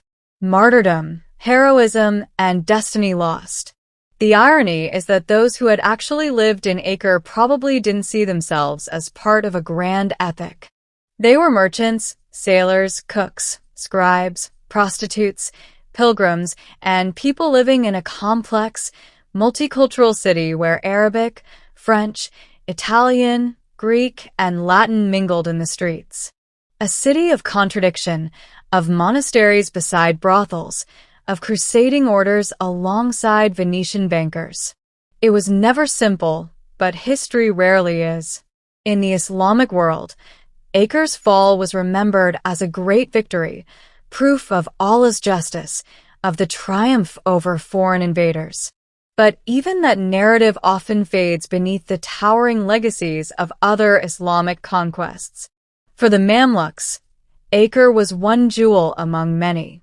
It mattered, but it wasn't the whole crown. Today, modern Acre is a living city. Once again, a UNESCO World Heritage Site with layers of Crusader architecture buried beneath Ottoman streets. Tourists stroll through ancient tunnels where knights once fled. Minarets stand beside old Gothic arches. Fishermen cast their nets from the same docks where refugees once leapt for salvation. The past isn't gone. It's just buried under stones, under myths, under time. And that is the true legacy of Acre. It wasn't just a city or a battle. It was a crossroads, a collision point of cultures, empires, and ideals. A place where faith, ambition, and fear crashed together in one final fiery moment. The siege of Acre ended an era, but it also ensured that neither the Crusades nor the ghosts they left behind would ever truly be forgotten. Olivia de Silla was born in 58 BC, at a time when the Roman Republic was convulsing. The daughter of Marcus Livius Dus Claudianus came from a long line of patricians with a taste for power and a talent for surviving Rome's endless political blood sport. Her birthright was privilege, but her world was chaos. Rome in the late Republic wasn't just politically unstable. It was an open wound. Civil wars raged between power-hungry generals. Alliances shattered like pottery, and assassination was practically a career move. For a girl like Livia, raised in this furnace, the lesson was clear. Beauty might earn attention, but intellect, loyalty, and cold calculation earn survival. At just 15, Livia was married off to her cousin, Tiberius Claudius Nero, a staunch supporter of the Republic and an enemy of Julius Caesar. This wasn't a love match. It was a political maneuver, as most Roman marriages were.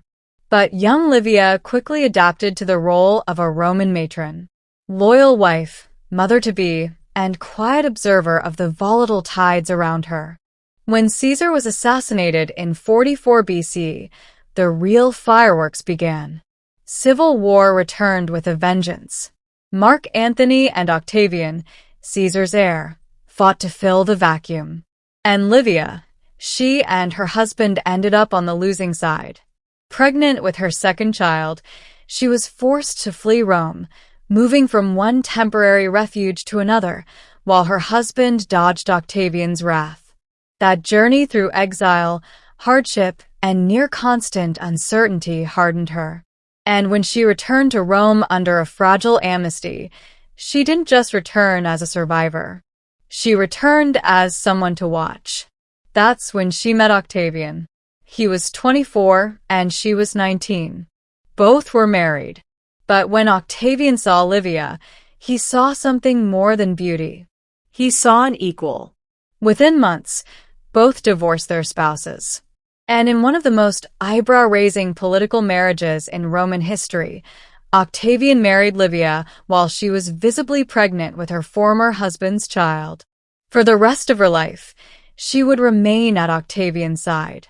And when he became Augustus, the first emperor of Rome, Livia became more than just his wife.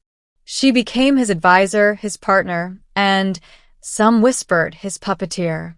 When Livia married Octavian in 38 BC, the Roman elite choked on their wine. He was a rising political star, soon to become Augustus, Rome's first emperor. And she was a pregnant, recently divorced woman. Scandalous didn't begin to cover it, but Augustus didn't care. And Livia, she knew exactly what she was doing. Unlike his previous wife, Scribonia, whom Augustus dismissed on the day their daughter was born, Livia was no emotional distraction. She was quiet, calculating, and politically shrewd. Augustus didn't just marry a woman. He gained a strategist. From the moment she entered his home, Livia positioned herself not as a decorative partner, but as a co-ruler in all but title. She hosted salons, courted senators, advised her husband on political rivals, and carefully cultivated her image as the ideal Roman matron, dignified, obedient, and loyal. But beneath the modest, stolen, and veiled head was a mind sharper than half the Senate combined. Though she never received the title of empress during her lifetime, there was no such formal role. Livia wielded influence from behind the curtain. She was given her own household, her own finances, and even her own bodyguard. That was unheard of for a Roman woman. But Augustus trusted her implicitly, and Livia played the long game. She didn't push for public power. She made herself indispensable instead. When Augustus was away, Livia managed his affairs. When senators plotted, she whispered counterplots. When rivals rose, they often fell, sometimes with suspicious speed. Livia's fingerprints were rarely visible, but her presence loomed behind the scenes like a quiet specter. And perhaps most important of all, Livia never gave Augustus a son. Their marriage was childless. But rather than fade into irrelevance, she ensured that her own son from her first marriage, Tiberius, stayed close to the imperial orbit. Livia wasn't interested in being queen. She wanted to found a dynasty. To outsiders, she appeared passive, graceful, and pious. She attended religious ceremonies, praised Augustus in public, and lived modestly in a city obsessed with excess. But those who underestimated her did so at their peril. While Augustus consolidated the Roman world with legions and decrees, Livia shaped the empire in silence with whispers, favors, and quiet erasers. The question is just how far would she go to protect the dynasty she was building? Rumors, as we'll see, suggest she didn't stop at political advice. For all her public grace and devotion, Livia Drusilla's name has always carried a scent of suspicion, specifically the sharp, sweet scent of poison. As Rome transitioned from republic to empire, rivals to Augustus fell like dominoes. And though history doesn't record Livia's hand on the cup, it certainly doesn't rule it out. The most infamous accusation is that Livia systematically eliminated anyone who stood between her son Tiberius and the imperial throne. Let's look at the body count. Marcellus, Augustus' nephew and early favorite, died at 19, supposedly of illness. Gas and Lucius Caesar, Augustus' grandsons and adopted heirs. Both were dead young, far from home. Agrippius, the brutish final grandson, was disinherited and mysteriously murdered after Augustus's death. All inconvenient, all removed, and Livia was always near. To her defenders, these deaths were tragic coincidences. Rome was full of disease, and power games were brutal. To her critics, Livia was the Roman Lady Macbeth, working quietly, removing pawns, and setting the board so only her son remained standing. Ancient gossip, especially from writers like Tacitus and Cassius Dio, leaned into this narrative. They painted Livia as cool, cunning, and ruthlessly maternal. They suggested she was the real architect of the imperial succession, not Augustus.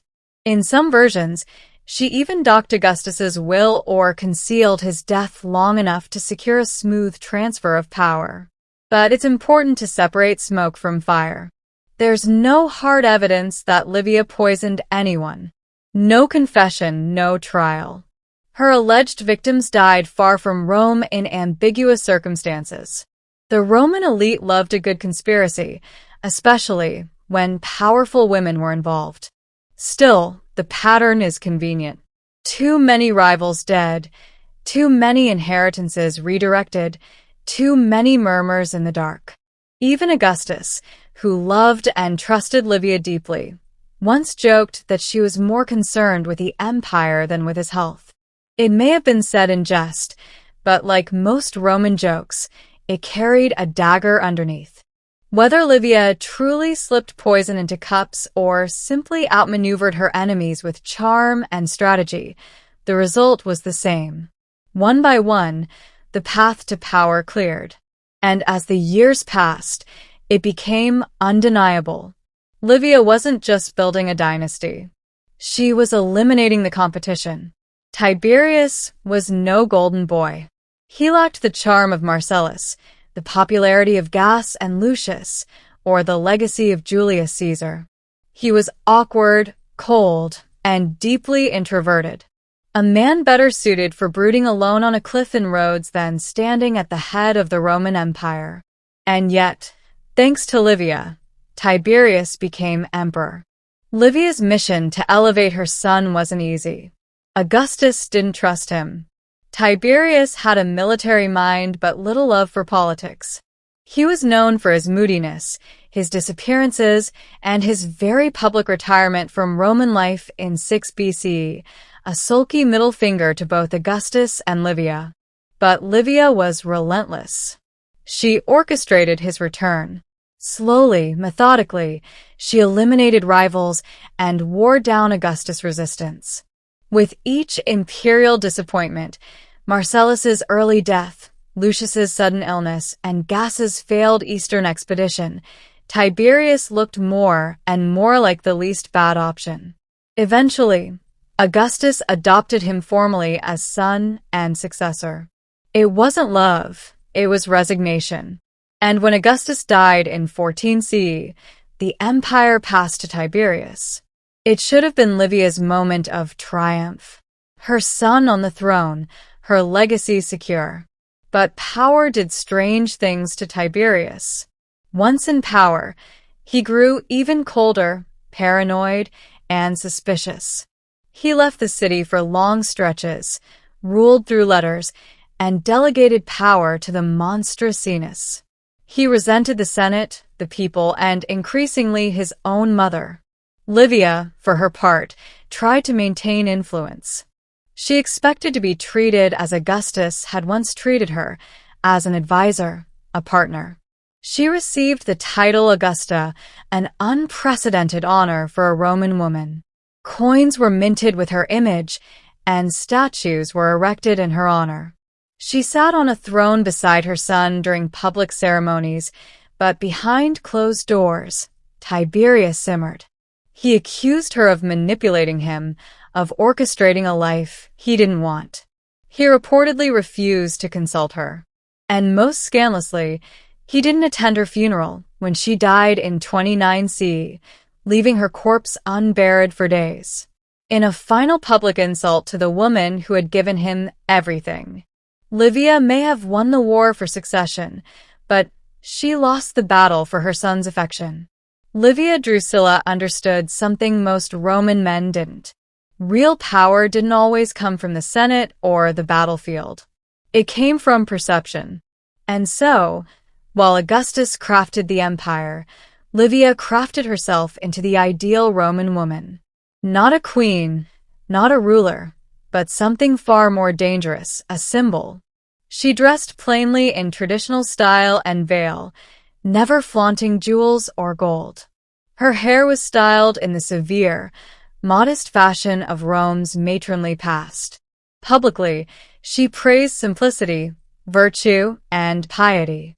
Behind the scenes, she was directing networks of influence, managing estates, arranging marriages, and shaping political futures. But her greatest project was her own image. Livia became the poster woman for Roman values. Statues of her popped up across the empire, not just in Rome, but in provinces where loyalty to the new imperial order needed reinforcing. These weren't statues of goddesses or warriors. They showed her seated, serene, and motherly. The message was clear. Rome's new empire was safe in the hands of a wise, moral, and traditional woman. It was a masterclass in soft power. She sponsored public works and religious rituals. She aligned herself with the goddess Ceres and the cult of Vesta, symbols of fertility and domestic order. While Augustus claimed to have found Rome a city of brick and left it a city of marble, Livia made sure that marble included her. Even the coins changed. Some bore her face, something unheard of for a woman. Others referenced her virtues, pietas, concordia, and fortuna. Livia wasn't just a matron. She was a moral compass carved in silver. This wasn't vanity. It was insurance. In a male-dominated world where women could be discarded at a whim, Livia embedded herself into Rome's political DNA. She wasn't an accessory to power. She was part of the machine.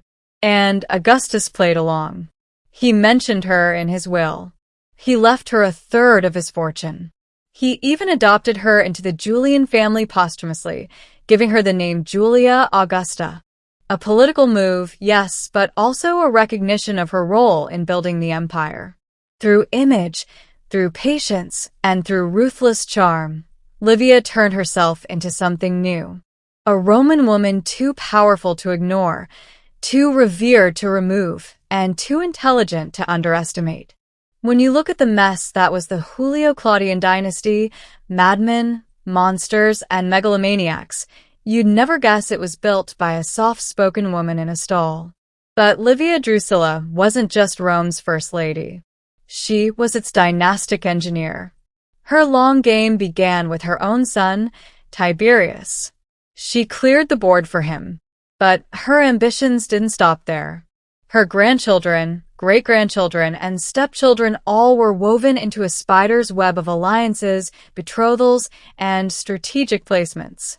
This wasn't family planning. This was imperial architecture. She arranged the marriage between her granddaughter, Livilla, and Drusus the Younger, her own grandson. Another granddaughter, Julia the Younger, was tied to Lucius Aemilius Paulus, a senator. Every move was a brick laid in the imperial foundation. But Livia wasn't just playing matchmaker. She was reinforcing bloodlines, consolidating loyalty, and keeping potential enemies under her watchful gaze. Even Germanicus, the wildly popular general and adopted son of Tiberius, had Livia's fingerprints on his ascent. He married Agrena the Elder, Augustus' granddaughter. The union united Julian and Claudian lines, a symbolic and strategic triumph. Of course, dynasties built on politics and paranoia rarely stay clean. Infighting erupted. Accusations of treason, adultery, and ambition flared among the imperial heirs, and many historians believe Livia had a hand in steering or manipulating the chaos. If someone had to be exiled, discredited, or quietly vanished to preserve the dynasty's core, So be it. And the irony is that the Julio-Claudian line would spiral into madness. After Tiberius came Caligula, Germanicus' son, and one of history's most infamous tyrants. Then came Claudius, her great-nephew and awkwardly her grandson-in-law. Then Nero, who was descended from both Livia's bloodline and her political plans. By the time Nero fiddled while Rome burned, Livia's family tree looked more like a bonfire. But make no mistake, every branch of that tree had been shaped by Livia.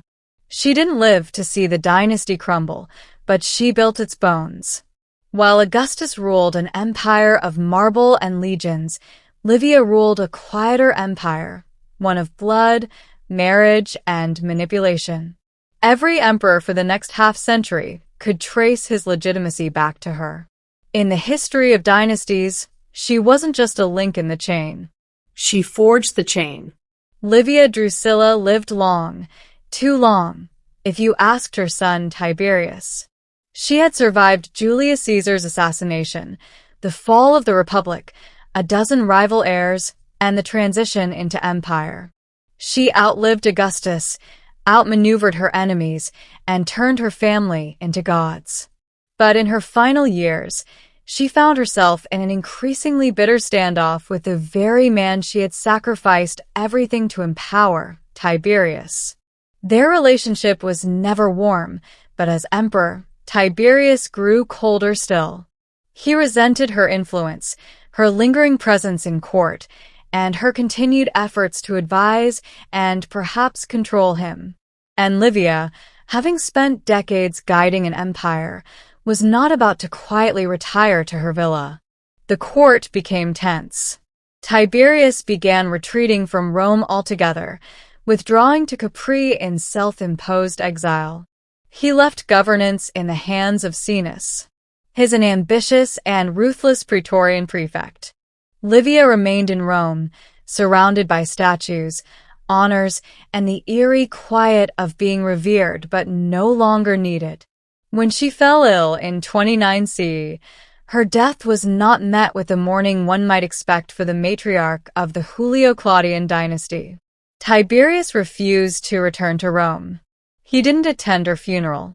He delayed her deification, denied her public honors, and most cruelly left her body unburied for days. For the woman who had shaped an empire, it was a cold and calculated dismissal. Was it petty vengeance, guilt, or perhaps a final act of defiance from a son who never asked to be emperor? Historians would later paint Tiberius as a brooding, paranoid ruler haunted by his mother's legacy.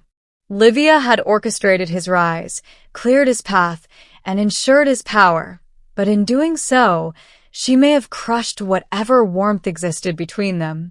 To Tiberius, her guidance likely felt more like a leash. She died at age 86, having lived through nearly 9 decades of Rome's most transformative years.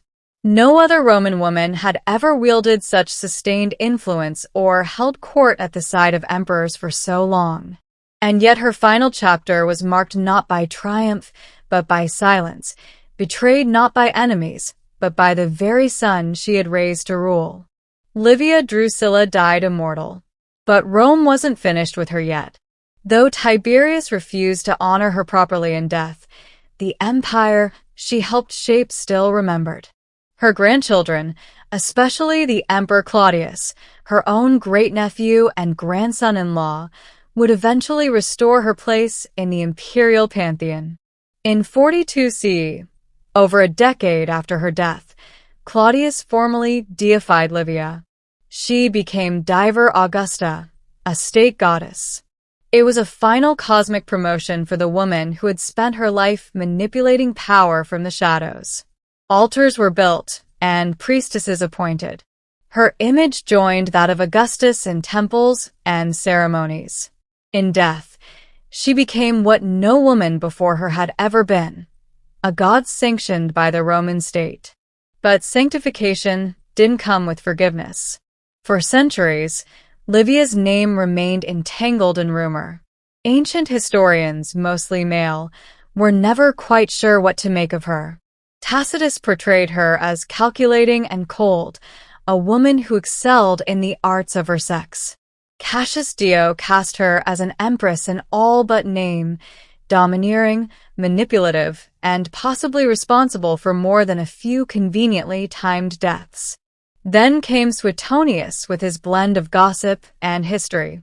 He didn't say outright that Livia poisoned Augustus, but he certainly let the rumor breathe. And yet, even her critics admitted her brilliance. She lived modestly. She ruled quietly. She never flaunted her influence, never gave a public speech, and never took a formal political role. And yet, she shaped the fate of Rome more than most men who wore the toga. Modern historians have tried to untangle fact from fantasy. Was she a murderer or just a master strategist, a loyal wife, or a political operator? The truth may be all of the above, but her impact is undeniable. Without Livia, there is no Tiberius. Without Tiberius, there is no Julio-Claudian dynasty. Her hand guided the empire's first steps. Her lineage ruled its first century, and her myth haunted its historians for 2 millennia. In a city of emperors, conquerors, and demigods, Livia did what no woman had ever done. She ruled Rome from the shadows and ascended to the heavens, not by sword or speech, but by survival. In the end, Livia Drusilla's story isn't just about palaces, poisons, or statues. It's about how one woman navigated the sharpest political landscape in history without ever raising a sword or even her voice. Rome was a world that excluded women from real power. And yet, somehow Livia rewrote the rules without ever admitting she held the pen. She never gave a speech in the Senate, never commanded an army, and never held an official title during her husband's reign. And yet, for 5 decades, no major decision was made in the empire without her fingers brushing it first. She made herself indispensable to Augustus, not through seduction or softness, but through loyalty, intelligence, and absolute control over her image. In a culture that worshipped modesty and women, she became the living embodiment of Roman virtue. She was the wife, the mother, and the goddess, but she was also the chess master, the kingmaker, and some whispered the Queen of Rome in all but name. Her genius was subtlety. Where other women of the imperial family, like Messalina or Agrippina the Younger, would be vilified for ambition, Livia escaped condemnation, cloaked in virtue. She wore tradition like armor.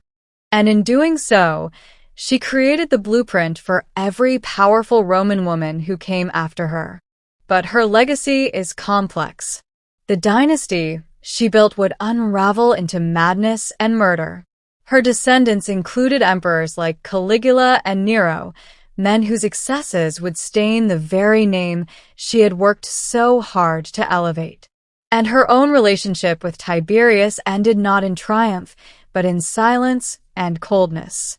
Power came at a cost. Yet despite all that, Livia endures. She remains one of the most fascinating figures in ancient history.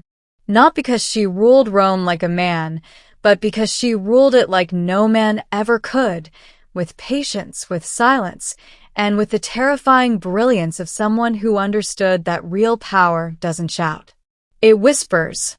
Livia Drusilla didn't just witness the birth of an empire. She midwifed it. She didn't just preserve a dynasty. She engineered it. And she didn't need a throne or a crown to make history. All she needed was time. And Livia had mastered the long game from the very beginning. Thanks for being with us.